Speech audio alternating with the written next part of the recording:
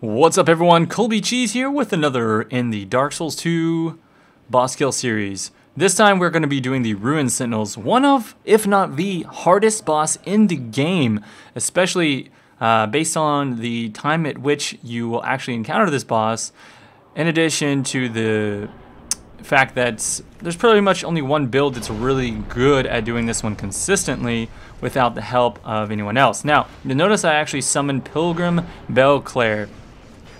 And Pilgrim Belclair will actually help you out tremendously. I do recommend that you get Pilgrim Belclair. You can do this in offline mode. Generally, I try to show how to do boss fights without summoning of any sort.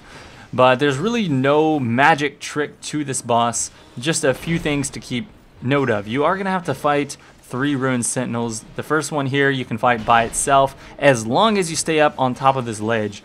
Now, in terms of dodging, you're just going to want to watch out. He usually does a 2-strike at most, so you can roll underneath that and just stay at the feet level and behind. As soon as you take down that first Ruined Sentinel, you need to get down as fast as possible and get ready for the next ones to come. You do have a small window of time before the third one will drop down, so if you actually have a lot of damage, you can finish this guy off before the next one comes down. Now, the only time I've ever had enough damage to actually finish him off is whenever I was using a mace, whenever I was doing my one-handed shield mace, and that build worked very well for this fight. The damage type from the mace just crushes these Ruined Sentinels. But in this particular case, I'm using an unupgraded Haid Knight Spear, and I'm using a dodge strategy just for the challenge, really. I would not recommend it because it is very difficult to do.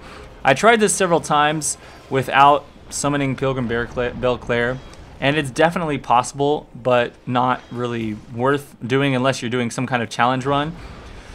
That's attack that they just did right there, that little cyclone, is probably the most unavoidable attack. I don't know how I actually avoided it that time, but generally, even if you dodge under the first part of it, you're going to get hit by the last area. Now, you notice that Pilgrim Belclair was able to tank the attention of one of the Ruined Sentinels, and that essentially makes the fight a matter of just going through 3 of them one at a time, and that's the best way to do this fight, honestly.